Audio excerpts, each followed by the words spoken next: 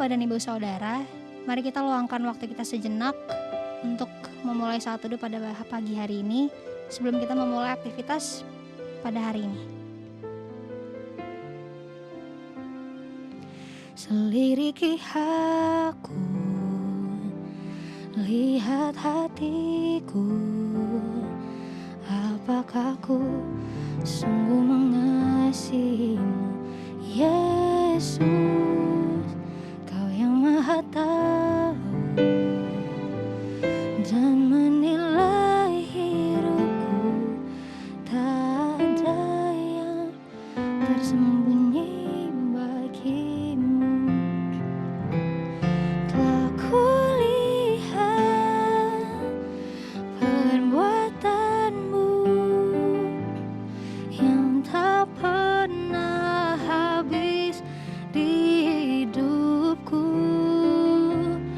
Ku berjuang sampai akhirnya Kau dapati aku tetap setia.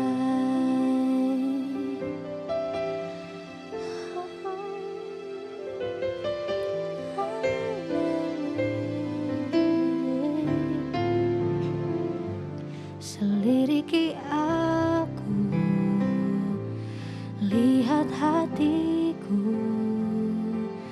apakah ku sungguh mengasihimu, Yesus, Kau yang Maha Tahu dan menilai hidupku, tak ada yang tersembunyi bagimu.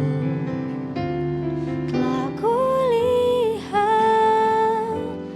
perbuatanmu yang tak pernah habis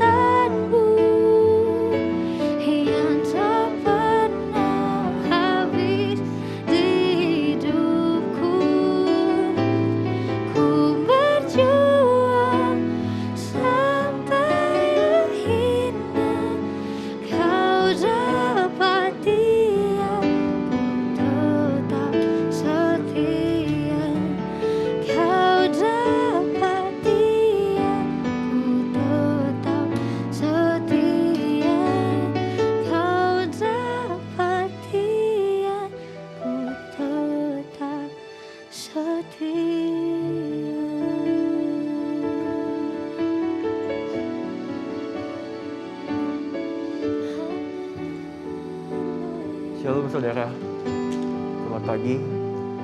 Izinkan saya hari ini untuk membawakan sharing.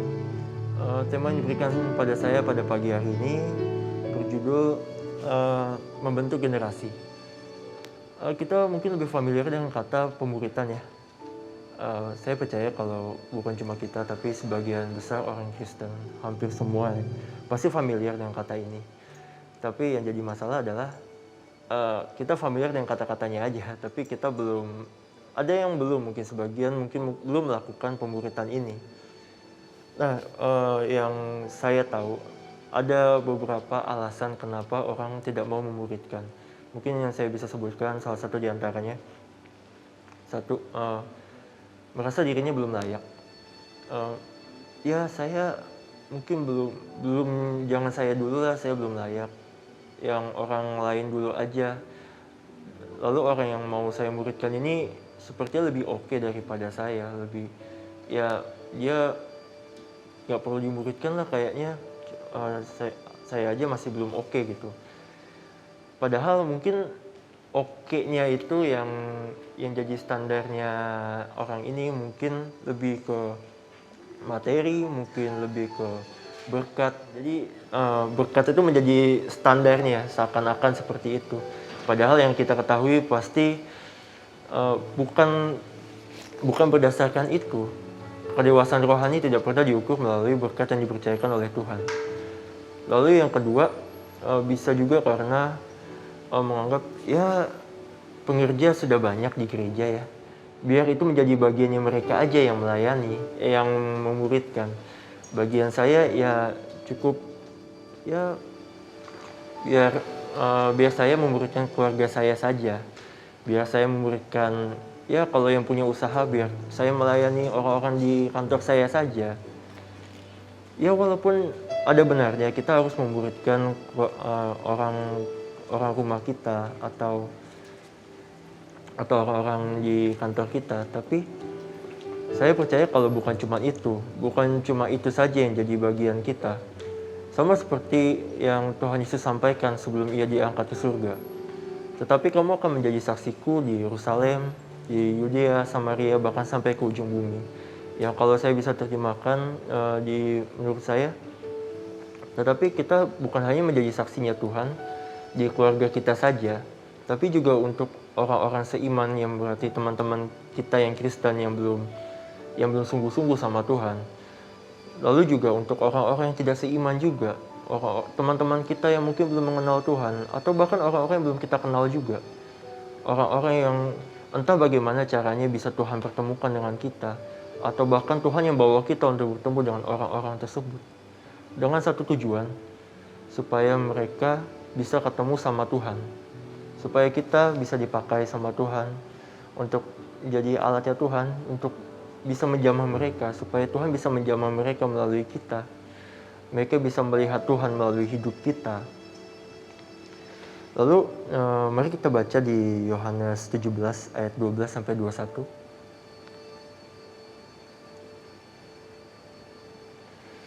Yohanes 17 ayat 12 sampai 21. Selama aku bersama mereka, aku memelihara mereka dalam namamu, yaitu namamu yang telah engkau berikan kepadaku. Aku telah menjaga mereka dan tidak ada seorang pun dari mereka yang binasa, selain daripada dia yang telah ditentukan untuk binasa, supaya genaplah yang tertulis dalam kitab suci.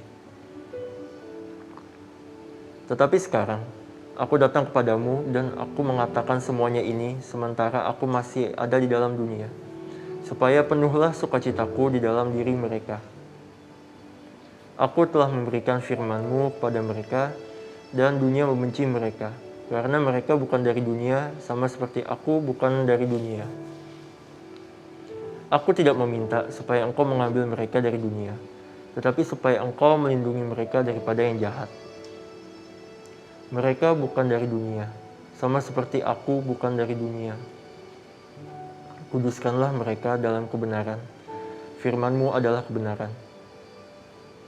Sama seperti Engkau telah mengutus aku ke dalam dunia, demikian pula aku telah mengutus mereka ke dalam dunia. Dan aku menguduskan diriku bagi mereka, supaya mereka pun dikuduskan dalam kebenaran.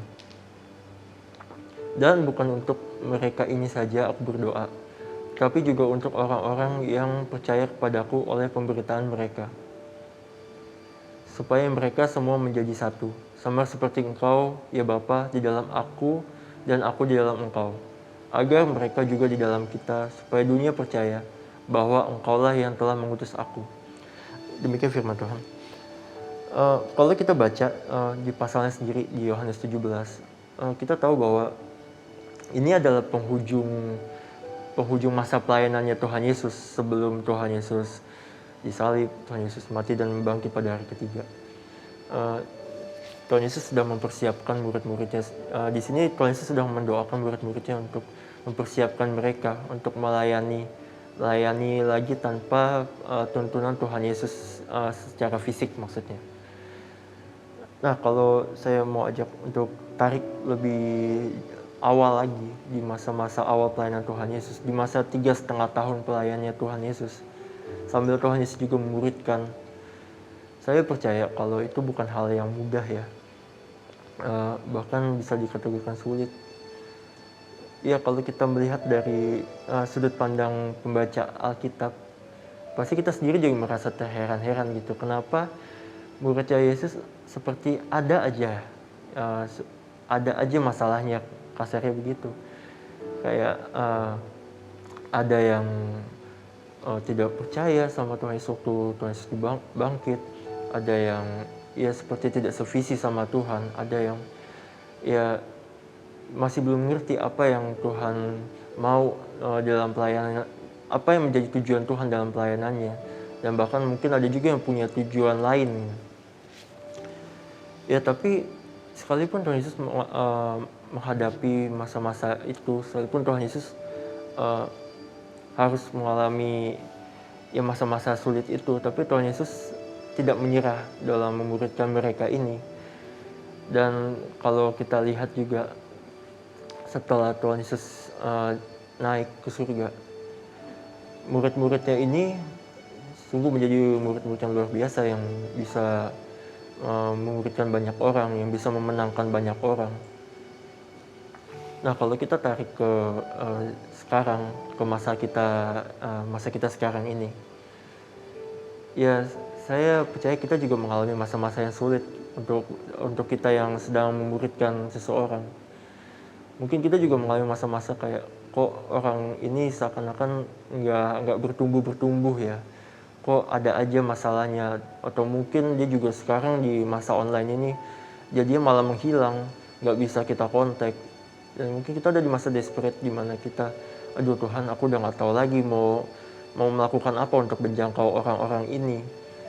Tapi yang saya mau ingatkan buat saudara semua dan buat saya sendiri, ayo jangan nyerah untuk menjangkau mereka, jangan nyerah untuk follow up mereka. Karena saya percaya banget bahwa ada reward yang Tuhan sediakan di ujung nanti. Berkat yang saya kira nggak bisa kita bayangkan, ketika orang-orang ini pun yang kita doakan, yang kita mau jangkau mati-matian, yang mungkin kelihatannya tidak ada hasilnya saat-saat ini, tapi ternyata di kedepannya, ternyata mereka akhirnya mau balik lagi, mau Tuhan-Tuhanan lagi, mau baca Alkitab lagi, mau doa lagi, mau sungguh-sungguh sama Tuhan lagi.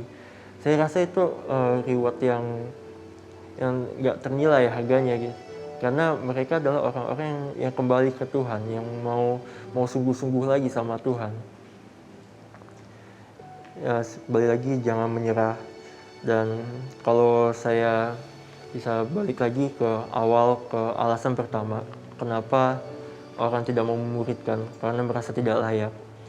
Mungkin ada juga yang merasa tidak layak karena ya saya sendiri masih berdosa, saya sendiri masih ada hal-hal yang harus diselesaikan, masih harus diubah. Saya masih bergumul terhadap poin A, poin B, dan seterusnya. Meskipun saya bisa bilang, meskipun kita mengalami pergumulan saat ini dan ada yang harus kita selesaikan, ayo tetap terus memuridkan, tetap terus jangkau orang-orang di sekitar kita. kita juga harus dipulihkan, kita juga harus dibentuk. Saya sendiri juga punya beberapa hal yang masih menjadi pergumulan saya. Ada kesalahan-kesalahan saya yang masih saya harus ubah. Ada dosa yang masih saya berusaha untuk ubah. Tapi saya bisa terus untuk memuridkan. Saya bisa berani untuk terus memuridkan karena saya juga dibentuk. Saya juga dimuridkan oleh kakak rohani saya. Jadi nilai-nilai yang saya bagikan, nilai-nilai yang saya terus pelajari di kakak rohani saya, itu yang saya bagikan kepada murid-murid saya, kepada teman-teman yang saya muridkan. Jadi saya juga percaya bahwa kakak rohani saya juga belajar dari kakak rohani juga. Dan ya sampai seterusnya, sampai Koben. Apa yang Koben bagikan melalui kakak rohani saya. Jadi ayo jangan menyerah, ayo kita terus jangkau orang di sekitar kita, dan jangan pernah capek untuk mau diubahkan. Sekali lagi saya mau tekankan bahwa saya percaya bahwa Tuhan Yesus di masa dia memuridkan, dia pasti punya hati yang betul-betul komit. Saya merasa bukan hanya dia bisa menjalani masa 3,5 tahun pemuridan itu bukan hanya karena dia Tuhan, karena saya percaya bahwa selain Tuhan Yesus 100% Tuhan, Tuhan Yesus juga 100% manusia, dan dia pasti mengalami kesulitan tersebut. Dan saya percaya bahwa Tuhan Yesus juga pasti punya hati yang mau komit untuk benar-benar memuridkan murid-muridnya ini dari awal sampai akhir. Demikian juga kita. Kalau kita mau melihat generasi kita diselamatkan, mau melihat orang-orang di sekitar kita balik lagi ke Tuhan, bahkan bisa bersama-sama lagi dengan kita nanti di surga, ayo kita memuridkan, ayo kita punya hati yang mau komit. Ayo kita juga punya hati untuk mau dibentuk oleh kakak rohani kita, oleh gembala kru kita mungkin, atau mungkin orang-orang di atas kita yang Tuhan percayakan. Supaya kita juga bisa pulih, supaya kita juga bisa makin dipakai lagi sama Tuhan. Supaya semakin banyak orang yang bisa diselamatkan. Ya, mari kita tutup di dalam doa. Tuhan Yesus, terima kasih Tuhan Yesus buat setiap firman yang boleh Tuhan sampaikan. Terima kasih Tuhan buat penyertaan-Mu. Tuhan, tolong ajar kami Tuhan Yesus untuk membentuk generasi kami. Ajar kami untuk memuridkan Tuhan. Pakai kami lebih lagi Tuhan Yesus. Tolong ampuni kami ketika kami masih berbuat salah. Ajar kami Tuhan Yesus, bentuk kami lagi Tuhan. Karena kami rindu banget Tuhan untuk melihat generasi kami diselamatkan. Kami rindu untuk dipakai lebih lagi. Kami rindu untuk dipakai untuk orang-orang yang bahkan kami nggak kenal sekalipun. Karena kami percaya bahwa kuasa Tuhan tidak pernah terbatas. Ajar kami yang terbatas ini Tuhan Yesus untuk memperbesar kapasitas kami. Ajar kami Tuhan Yesus supaya kami bisa dipakai lebih luar biasa lagi. Supaya semua orang boleh kembali sama Tuhan.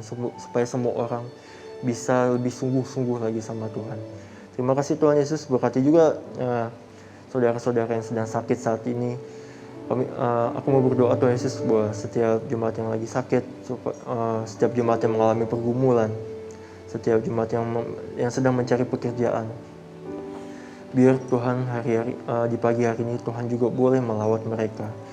Apapun yang jadi pergumulan mereka saat ini, biar Tuhan jamah, biar Tuhan pimpin, biar Tuhan sertai. Biar mereka juga terus menyadari bahwa Tuhan gak pernah meninggalkan mereka. Tuhan selalu menuntun mereka. Dan aku percaya Tuhan bahwa setiap apapun pergumulan mereka pasti akan selesai. Biar Tuhan Yesus pulihkan, biar Tuhan Yesus yang sembuhkan. Terima kasih Tuhan Yesus. Berkati juga bangsa dan negara kami Tuhan Yesus. Berkati pemimpin-pemimpin bangsa kami Tuhan Yesus. Berkati Pak Jokowi, Pak Ma'ruf Amin, serta segenap kabinet pemerintahan yang ada. Biar Tuhan Yesus yang jamah, Tuhan Yesus yang pimpin kami melalui para pemimpin-pemimpin bangsa kami Tuhan. Biar Tuhan Yesus yang juga pulihkan bangsa kami dari COVID-19. Kami rindu Tuhan Yesus biar bangsa kami boleh segera pulih, biar segera sembuh dari COVID-19 dan perekonomian boleh berjalan dengan normal lagi, supaya semakin banyak orang boleh pulih, boleh sembuh di dalam nama Tuhan Yesus.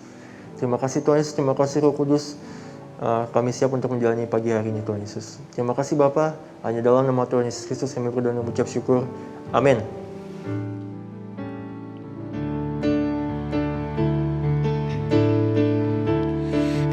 Selalu bersyukur